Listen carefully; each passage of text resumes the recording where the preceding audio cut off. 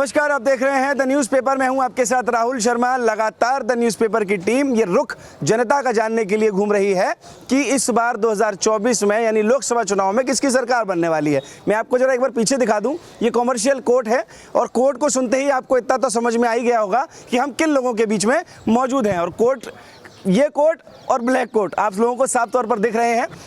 इन कोर्टों के पास आने का कारण सिंपल था कि दोनों जो पार्टी है, एक तो सत्ताधारी पार्टी और दूसरी विपक्ष, सत्ता में दोबारा सत्ता वापसी होगी या फिर राहुल गांधी की न्याय यात्रा लोगों में कुछ उत्साह बढ़ा पाएगी अपनी सरकार बनाने के लिए। तो इस न्याय यात्रा को जानने के लिए ही हम न्याय दिलाने वाले लोगों के पास मौजूद हैं जो न्याय दिलाते हैं। मैं जानना चाहूँगा कि इस बार वकीलों का यानी अधिवक्ताओं का क्या मन है 2000 चुनाव को लेकर। सर, शुरुआत करता हूं आपसे। क्या नाम है सर आपका? मैं रवि चौबे, एडवोकेट। क्या दिख रहा है इस बार 2024 में अधिवक्ता किस तरफ जा रहा है और इस न्याय यात्रा को कैसे देखते हैं? ये जो न्याय यात्रा निकल रही है ये इसलिए निकल रही है कि जो अन्याय इन लोगों ने किए हैं उसके लिए ये लोग यात्रा निकाल रहे हैं। हो सकता है इसमें ये लोग क्षमा मांग रहे हो कि हमसे जो अन्याय हो गए उसके लिए क्षमा चाहते हैं। और राहुल गांधी तो कह रहे हैं इस न्याय यात्रा के तहत सबको जो है वो सम्मान मिलेगा। इस न्याय यात्रा से जो है लोगों को न्याय मिलेगा, बेरोजगारों से जो युवा हैं उनको रोजगार मिलेगा। तो इसका मतलब ये है कि 60 सालों में उन्होंने सम्मान नहीं दिया लोगों को, किसानों को, वर्गों को, अधिवक्ताओं को, बुजुर्गों को सम्मान नहीं दिया, इसलिए अब वो सम्मान देने निकले हैं। तब क्यों नहीं सम्मान देते थे जब वो सत्ता में थे? 60 सालों से इस परिवार ने राज किया और आज उन्हें न्याय यात्रा निकालनी पड़ रही है, तो ये तो बड़ा खेद का विषय है। इसीलिए अधिवक्ताओं के पास आए हैं। ये कौन सा न्याय है जो वो देना चाहते हैं और लोग लेना नहीं चाह रहे हैं? ये वो न्याय है जो वो दे नहीं पाए 60 सालों में और अब लोग लेना नहीं चाहते क्योंकि बहुत देरी हो चुकी है। अब परिवर्तन आ चुका है देश में, एक नया नेतृत्व आ चुका है जो देश का हित नहीं, अंतर्राष्ट्रीय स्तर पर देश का मान सम्मान बढ़ाता है, देश के लोगों का एक एक व्यक्ति का ख्याल रखता है। एक व्यक्ति भी आज अगर विदेश में फंस जाता है तो उसके लिए पूरी भारत सरकार अपनी शक्ति लगा देती है और उसे बाइज्जत अपने देश सम्मान लेके आती है। लोग इसके लिए खुश हैं। हर वर्ग को हित का ध्यान रख रही है ये सरकार। इसलिए अधिवक्ता तो देखो, अभी जो कानून भी बदले हैं, जो संशोधन हुए हैं, धारा 370 का भी, हम तो जब कानून की किताब पढ़ते थे पहले ही धारा को जब हम पढ़ते थे कि ये अधिनियम जम्मू कश्मीर राज्य पे लागू नहीं होता है तो हमें बड़ा दुख होता था कि ये कौन सा देश है कि जिसमें 2 तरह के कानून है, ये कानून जम्मू कश्मीर पे लागू क्यों नहीं होता है। इस देश ने वो भी दिन देखे हैं, लेकिन बीजेपी सरकार ने वो धारा ही खत्म करके उस धारा में संशोधन करके ये मान सम्मान बढ़ाया है कि अब ये कानून भी जम्मू कश्मीर पे उसी तरह से लागू होंगे जिससे पूरी देश में जिस तरह से लागू होते हैं। और राहुल गांधी जो कह रहे हैं कि पूरे देश में नफरत फैला रखी है मोदी सरकार ने। कोई नफरत नहीं है। नफरत तो इनकी सरकारों में थे, दंगे होते थे नफरत की वजह से। आज देख लो आप कितने दंगे हुए हैं इस सरकार में। आप पूरे देश का आंकड़ा उठा करके देख लीजिए। जो दंगे, जो बम ब्लास्ट होते थे, जो दंगे होते थे, जो अंतर्राष्ट्रीय घुसपैठिए आराम से घुस आते थे, वो सब रुक गए हैं। तो हो सकता है इसी की बेचैनी है जो इन लोगों प्रतिक्रिया के रूप में इन लोगों के ऊपर दिख रही है। तो मतलब आप लोग मौका नहीं देंगे एक बार फिर से कांग्रेस को? हम तो अधिवक्ता वर्ग तो बिल्कुल नहीं देगा। बहुत समझदार वर्ग होता है अधिवक्ता वर्ग, बहुत सोच समझ के वोट देने वाला वर्ग है। तो अधिवक्ता वर्ग कभी भी बीजेपी को छोड़ के किसी अन्य पार्टी को वोट नहीं, मतलब कहीं अभी नहीं जाना चाहते हैं? नहीं जाएगा। और ना अन्य पार्टियों की ऐसी नीति है, देगा। अगर ऐसी नीतियां और अन्य पार्टियों की भी होंगी तो एक बार को विचार किया जाएगा, लेकिन इससे ऊपर या इससे बढ़कर के कोई नीति या कोई रणनीति या कोई सोच नहीं है। किसी गठबंधन काम नहीं कर पाएगा। गठबंधन फेल है, पूरी तरह से फेल है। तैयारी तो है मोदी सरकार को खाड़ फेंकने की? ये लोग तो अभी तैयारी ही कर रहे हैं। मोदी सरकार तो तैयारी कब की कंप्लीट हो चुकी है। उसके कार्यकर्ता एक एक तैयार हैं, एक एक कार्यकर्ता। उसकी जो माइक्रो मैनेजमेंट है उसको आप देखेंगे, हम लोग तो देख के दंग रह जाते हैं। कितना ग्राउंड लेवल पे काम करती है सरकार के कार्यकर्ता, सरकार का मंत्री तक आम आदमी के बीच घुस के काम करता है। ये लोग अभी तैयारी में लगे हुए हैं। इनका तो अभी मुखिया तय नहीं हो पाया है, इनका तो अभी कैंडिडेट तय नहीं हो पाया। और बीजेपी का तो पूरी कमर कस के तैयार है मैदान। तो फिर मोदी जी तैयार है? मोदी जी तैयार हैं और हम लोग भी तैयार हैं। आज इलेक्शन हो जाए, आज वोट देने के लिए हम लोग भी तैयार हैं। हम भी। अधिवक्ता सर, क्या पहले नाम जान लेता हूँ? निशांत चतुर्वेदी। अधिवक्ता किस तरफ जा रहा है, क्या रुख है? मौका देगा एक बार कांग्रेस को या फिर से एक बार मोदी सरकार? नहीं, कांग्रेस को मौका कैसे देगा? न्याय यात्रा जो चल रही है, अब ऐसी कौन सी न्याय यात्रा है जो चल रही है कंटिन्यू, उसे छोड़ के इंग्लैंड चले गए राहुल जी? अच्छा। हाँ, इंग्लैंड चले गए। इंग्लैंड में उनका वहाँ पर डिबेट है, भाषण है, जो भी है। अब न्याय यात्रा खत्म हो गई, अब वो दोबारा से शुरू होगी। तो ऐसे देश छोड़ के बीच में भी जाएंगे, इनको मौका कैसे दे पाएगा? छुट्टी के लिए गए हो, थक गए हो भाई, कब से तो पैदल चल रहे हैं। सर, इतना न्याय तो अभी दे भी नहीं पाए ये। और ये न्याय यात्रा का मकसद इनका एक ही है कि ये जनता की आंखें खोलना चाह रहे हैं क्यों?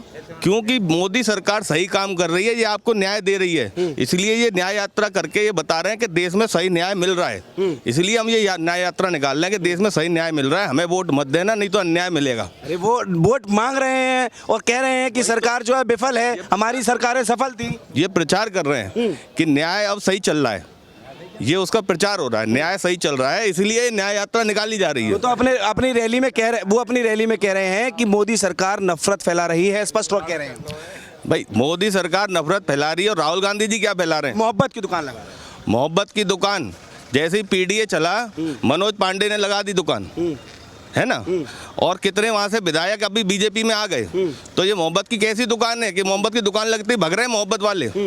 तो ये मोहब्बत की कौन सी दुकान लगाई है इन्होंने? कह रहे हैं उत्तर प्रदेश में 2 युवराज एक साथ आएंगे, अब देखिएगा कमाल होगा। युवराज तो साहब अभी बैक फुट पे ही चल रहे हैं। अभी युवराज क्या है कि अंडर ट्रेनिंग में रन आउट हो जाते हैं, बार बार बल्ला पकड़ना नहीं सीख पा रहे ढंग से। अगर ढंग से बैट पकड़ लिया होते तो शायद कहीं ना कहीं आ जाते, मगर अभी नहीं आ पाएंगे। युवराजों को अभी बहुत प्रैक्टिस करने की आवश्यकता है कि इतनी प्रैक्टिस कर लें कि मोदी जी के आगे कम से कम उस रनिंग एंड पे तो हम खड़े हो जाएं। जिस पिच पे मोदी जी बल्लेबाजी कर रहे हैं, कम से कम युवराज रनिंग एंड पे तो खड़े हो। वो युवराज आ गए हैं, सारा युवा एक तरफ होगा कह रहे हैं, पूरा युवा नरेंद्र मोदी जी के और योगी आदित्यनाथ जी के साथ है, और पूरी तरह से हमारे अधिवक्ता वर्ग इस बात से संतुष्ट है जो सरकार ने जो नीतियां अधिवक्ताओं के लिए बनाई हैं, जो उन्होंने अधिवक्ताओं के हितों में काम किए हैं, जो उनको लाभ दिया है, ई लाइब्रेरी बनाने की बात हो, अपनी बार काउंसिल के सौंदर्यीकरण की बात हो, भवनों के निर्माण की बात हो, हाई कोर्ट में, सुप्रीम कोर्ट में सब जगह सुंदर सुंदर भवन जो बनाए गए हैं सरकार द्वारा, तो ये सारा जो फंड है वो सरकार ने दिया है। तो सरकार ने जब इतना काम अधिवक्ताओं के लिए किया है, जो अधिवक्ता की योजना, जो धनराशि बढ़ाई गई है, डेथ क्लेम बढ़ाया गया है, तो ये सब अधिवक्ताओं के लिए तो है। आज तक वो डेथ क्लेम कभी था ही नहीं। एक सीओपी जो सरकार ने लाया, सीओपी लाकर ये बता दिया, हर कोई एडवोकेट लिख लेता था, बट अब नहीं है। जो आदमी सीओपी है, जो 5 साल में रिन्यूअल होना है, तो ये अच्छी चीज़ें हैं। जो आदमी अधिवक्ता कार्य कर रहा है उसको लाभ मिल रहा है इस चीज़ का। तो ये सब चीज़ें सरकार की नीतियों के अंतर्गत। तो आप लोग तो अधिवक्ता हैं, समझदार हैं, और क्योंकि लोगों को आप न्याय दिलाते हैं, पर वो तो कहते थे जो नहीं बोलता है और जो भाजपा की तरफ बोलता है वो अंधभक्त है। नहीं, अंधभक्त तो ऐसे कह सकते हैं ना। अगर हम मोदी जी की बात करें, अगर हम बिना नीतियों की सरकार की बात करें, तब हम अंधभक्त कहलाएंगे। यहाँ तो नीतियाँ हमें दिखाई दे रही हैं ना साफ। जब जो चीज़ें हमें दिखाई दे रही हैं, अमन चैन अगर कहीं कायम है तो अंधभक्ति कहाँ है? अमन चैन तो सब में, सबको पता है, पूरी जनता इस बात को जानती है। अमन चैन जो बना हुआ है, देश में सौहार्द का वातावरण बना हुआ है, ये इसीलिए बना हुआ है कि मोदी सरकार है। तो ये तो पूरी जनता जानती है, इसमें कोई बात है ही नहीं ऐसी कहने की। अधिवक्ता भी कहीं और सोचेगा नहीं अभी? नहीं, हमारे हिसाब से तो देखिए सबकी अपनी पर्सनल राय होती है। हमारे हिसाब से हमारे अधिवक्ता वर्ग तो बहुत ज़्यादा जानकार वर्ग है, तो उसको पता है सारी चीज़ें कि कहाँ सही हैं, कहाँ गलत हैं, कौन सी योजनाएं आगामी सरकार की हैं। चूँकि नेक्स्ट इलेक्शन के बाद एडवोकेट प्रोटेक्शन एक्ट भी लागू होगा, ऐसा तो सरकार ने आप लोगों के लिए काम किया है, ऐसा आपको मानना है? सर जरा आप यहाँ आ जाएं, मैं आपसे भी जरा जान लूँगा, क्या नाम है आपका? मेरा नाम सत्यभूषण सिंह, एडवोकेट। सत्यभूषण सिंह, मैं आपसे सिंपल सवाल पूछता हूँ कि न्याय यात्रा को आपने किस तरह से देखा? ये कौन सी यात्रा है जो लोगों को राहुल गांधी देना चाहते हैं? देखिए, अभी तक तो मेरे ये समझ में नहीं आया कि राहुल गांधी जो पूरे देश में अपनी न्याय यात्रा चला रहे हैं उसमें किस प्रकार के न्याय की बात कर रहे हैं। पहले तो उन्हें अपना व्यू क्लियर करना चाहिए कि वो क्या न्याय दिलाएंगे जनता को, क्या न्याय देंगे। और उनकी जो पूरी वंशज अपना विजन क्लियर किया ना, उन्होंने कहा कि युवा बेरोजगार है उसे न्याय दिलाएंगे, किसानों के साथ हित नहीं हो रहा है उसे न्याय दिलाएंगे, और अन्य वर्गों के साथ भी बस अब पैसे वाला हो रहा है, गरीब गरीब होता जा रहा है। ठीक है, ये उनका ये कहना है कि पैसे वाला होता जा रहा है, गरीब गरीब होता जा रहा है। ऐसा नहीं है। अगर मोदी सरकार ने वर्क नहीं किया होता तो दोबारा रिपीट नहीं होते। भाई इलेक्शन हुआ एक बार, वो टारगेट ईवीएम को करते हैं। ठीक है, ईवीएम को कहते हैं, तो ईवीएम तो और राज्यों में था। दिल्ली में 28 सीट जीती थी बीजेपी, और इलेक्शन हुआ 7 सीट पे आ गई, 63 सीट आम आदमी पा गई। तो क्या बीजेपी ने ईवीएम खराब कर दिया था? या पश्चिम बंगाल में ईवीएम खराब क्यों नहीं हुआ?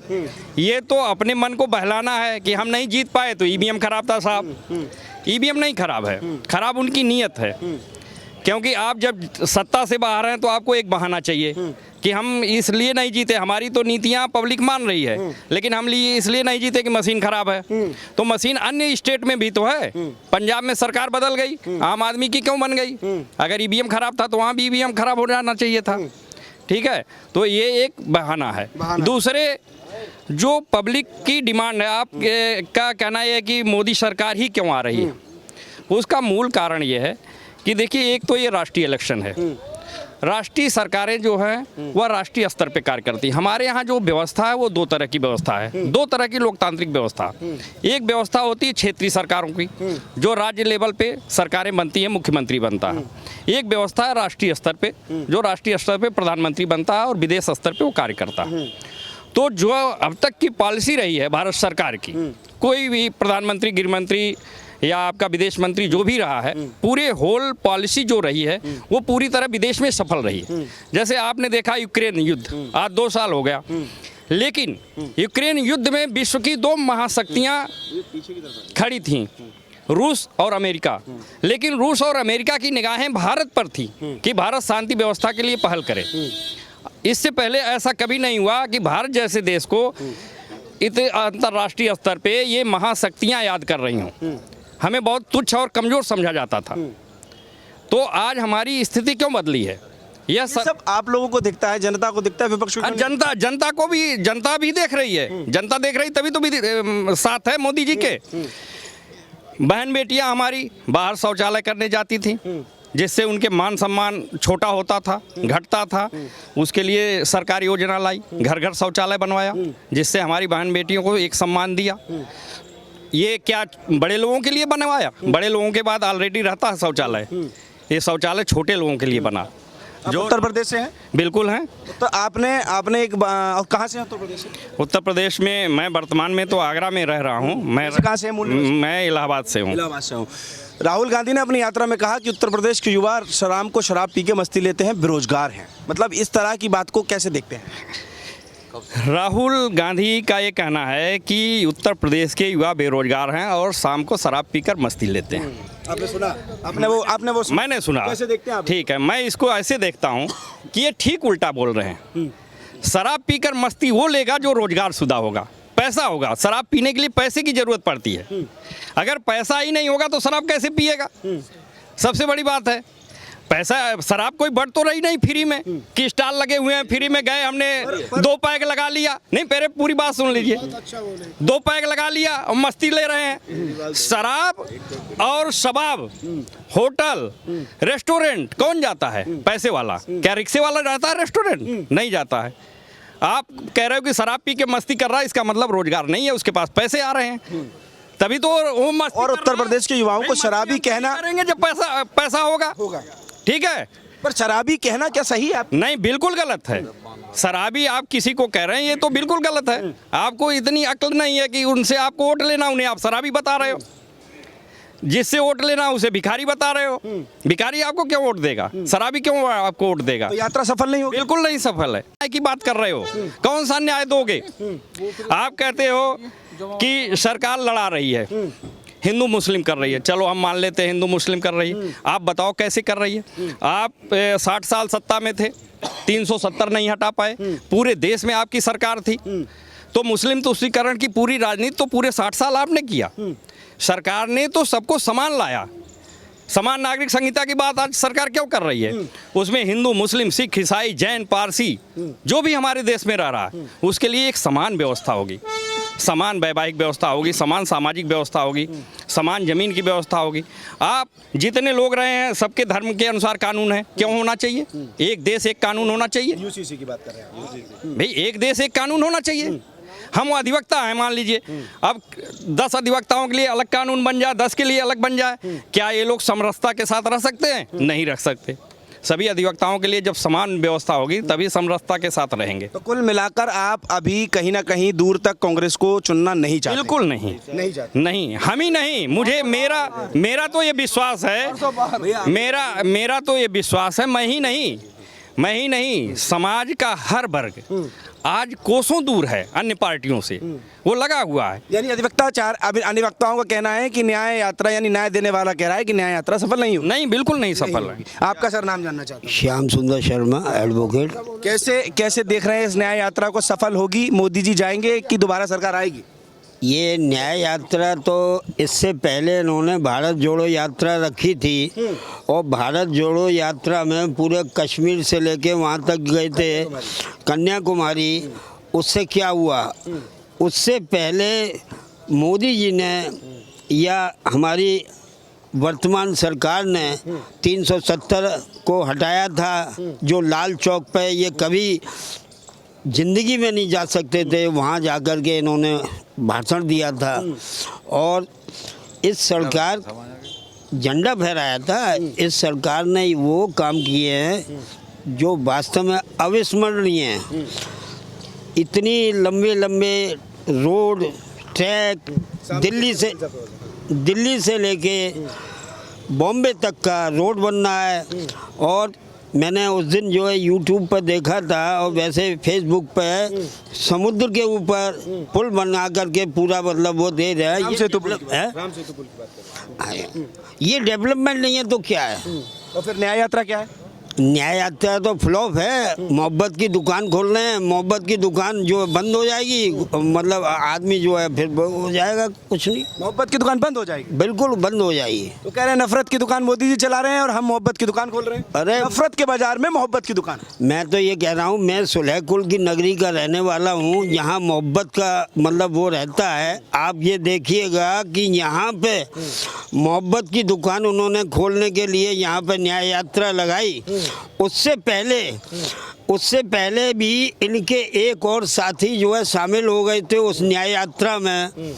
तो उसके लिए एक वो है कि किस तरीके से फ्लॉप हुई उनकी। आगरा में पहले भी शायद सभी लोगों को मालूम होगा, तो वो दोनों यार बन गए। यार को मरहम लगाने हम गए, यार तो अच्छा हुआ मरहम गए। ये अखिलेश जी के मैं कह रहा हूँ। आपने किसके लिए कहा है? ये दोनों के लिए कह रहा हूँ। यार दोबारा कैमरे में देख के बोल दीजिए। यार को मरहम लगाने हम गए, यार तो अच्छा हुआ मरहम गए। और अब ये बता दीजिए कहा किसके लिए? ये राहुल गांधी जी के लिए कहा गया है, जो न्याय यात्रा निकालने के लिए गए हैं। ये इनकी बहुत ही ज़्यादा फ्लॉप यात्रा है आपको लगता है? बिल्कुल। आपको क्या लगता है सर? दूल्हा जो होता है ना, आपने कभी देखी ऐसी बारात जिसमें दूल्हा ना? आप गए हैं किसी बारात में? ऐसी बारात है? नहीं, हम नहीं गए। राहुल गांधी जी की यात्रा वही है, क्योंकि बिन दूल्हे की बारात। आप कभी ऐसी बारात में नहीं गए होंगे, तो जनता भी क्यों ऐसी बारात में जाएगी जिसको यही नहीं मालूम है कि पीएम बनना कौन है? जनता क्यों जाएगी ऐसी बारात में जब हमें मालूम है कोई ना कोई बन ही जाएगा ना उन्हीं में से गठबंधन। अरे ऐसी बारात में आप गए हैं कि इसमें कोई भी बन जाए, या फिर उसमें ऐसे लोग जा सकते हैं जिन्हें ये उम्मीद हो कि मैं भी बन सकता हूँ। वो सारे लोग उसमें जाएंगे जिनको ये उम्मीद होगी मैं भी बन सकता हूँ। जनता तो दूल्हा बनना नहीं चाहती, जनता ने अपना दूल्हा सिलेक्ट कर दिया है। क्या कह रहे हैं? वही लोग जाएंगे जो ये सोच रहे हो कि मेरे भी गले में जयमाल पड़ सकती है। तो पहले यही नहीं तय है कि जयमाल किसके गले में पड़ेगी। तो यानी कि प्रधानमंत्री का चेहरा क्लियर। बिल्कुल भाई, वहाँ तो वही लोग हैं जो हर आदमी अपना गला जयमाल के लिए तरासे हुए खड़ा है कि मैं ही जयमाल। जिन्होंने इंडी गठबंधन रचा था वो भाजपा में चले गए, वो चले गए। हाँ, तो यही क्लियर नहीं है कि बिन दूल्हे की बारात वाली बात आई। आप कैसे देखते? कुमार शर्मा है, और इस बार पुनः दोबारा बीजेपी सरकार आएगी। जिस तरह अभी सब लोग सीनियरों ने जितना बताया वो सबसे बेस्ट बताया, इससे ज़्यादा कुछ है नहीं। इतना बढ़िया। आप भी बता दो, नया सा कुछ सुना दो। देखो चाचा ने कितना बढ़िया सुना दिया। इस बार 400 पार बजे ही कह सकता हूँ। इस बार 400 पार अधिवक्ता जा रहा है? बिल्कुल टोटल जा रहा है। अच्छा, टोटल का परिवार का वोट पड़ेगा? टोटल बीजेपी पे जाएगा, और बीजेपी सरकार पुनः 400 पार बन के आएगी। राहुल गांधी की न्याय यात्रा? अब वो तो फ्लॉप सभी बता दिए, तो हम क्या बता, सीनियर लोगों को बता दिया। हमारा मन है भाई ऐसा, अभी हम पे आरोप लग जाए कि आपने 4-6 लोगों से खिलवा दिया बस खाली। ऐसा है, उनकी कोई कार्यशैली किसी को समझ में नहीं आ रही है, और बीजेपी की कार्यशैली स्पष्ट है। इसलिए बीजेपी दोबारा 400 पार करती हुई दिखाई सबको दिख रही है। इसमें कोई दो राय की बात नहीं है। मोहब्बत की दुकान आप लोग लगने नहीं दोगे मुझे लग रहा है। क्या नाम है आपका सर? मैं मुकेश कुमार गुप्ता, एडवोकेट। तो क्या लग रहा है इस बार 24 में? आपसे भी राय ले लूं, वैसे तो सब बता ही रहे हैं। 2024 में जैसा कि आप परिलक्षित देख रहे हैं, कभी योजनाएं वैश्विक पटल पर भारत सरकार अपने विकास की ओर जा रही है। अंतरिक्ष के क्षेत्र में मान लीजिए या क्षेत्रीय स्तर पर मान लीजिए, गरीबों के लिए उज्ज्वला योजना चलाई, शौचालय बनाए, ये सब गरीबों के लिए बनाए हैं। इससे पहले सरकार ने कुछ नहीं सोचती थी, सिर्फ तुष्टिकरण की नीति थी और कुछ नहीं था इनके पास। रही बात यह है कि अब सरकार किसकी बनेगी, तो सरकार उसी की बनेगी जिसका विकास देख रही है जनता। तो मतलब न्याय यात्रा काम नहीं करेगी? न्याय यात्रा कोई यात्रा नहीं है, उसमें ना कोई उसका कोई नेता है जिसके लिए हम अरे नेता है तो राहुल गांधी। राहुल गांधी नेता है, लेकिन राहुल गांधी खुद नहीं मालूम मैं कहाँ जाऊँगा। राहुल गांधी प्रधानमंत्री बनेंगे और क्या? प्रधानमंत्री जब जनता बनाएगी तभी ना। कभी तो बनाएगी। अभी उन्होंने अपनी पार्टी में ही उनके विचारधारा नहीं नियुक्त की है कि वो राहुल गांधी को बनाएंगे नहीं बनाएंगे। कभी इटली की रानी को भेज देते हैं, कभी प्रियंका रानी को भेजते हैं, कभी बड़ेरा जी को करते हैं। अभी उनकी कोई राष्ट्रवादी विचारधारा नहीं है, इसलिए जनता उनको नहीं चुनेगी। नहीं चुनेगी। किसे चुनेगी? जनता उन्होंने चुनेगी जिनका जो विकास करा रहा है, जो वैश्विक पटल पर चल रहा है इस समय, सभी देख रहे हैं। आम जनता गरीब से लेकर के ऊपर तक जो आप देख रहे हैं वैश्विक पटल पर, तो मोदी सरकार कई आयामों में काम कर रही है और सफलतापूर्वक जा रही है। तो मैं अपना व्यक्तिगत राय मानता हूँ, मेरा परिवार पूरा तरह से पहले से भी राष्ट्रवादी विचारधारा का रहा है, तो राष्ट्रवादी विचारधारा होने के नाते कि मैं भी बीजेपी सरकार की तरफ समर्पित हूँ। तो ये वो न्याय दिलाने वाले लोग हैं जिन्होंने राहुल गांधी की न्याय यात्रा पर खुलकर अपनी बात रखी। 2024 लोकसभा चुनाव में किसकी सरकार बनेगी ये खुलकर बताया। आपने इस वीडियो में साफ तौर पर अधिवक्ताओं की वो राय सुनी जिसे आप देखना चाह रहे थे। आप देख रहे हैं द न्यूज़पेपर। मैं हूं राहुल शर्मा और कैमरे के पीछे है विवेक।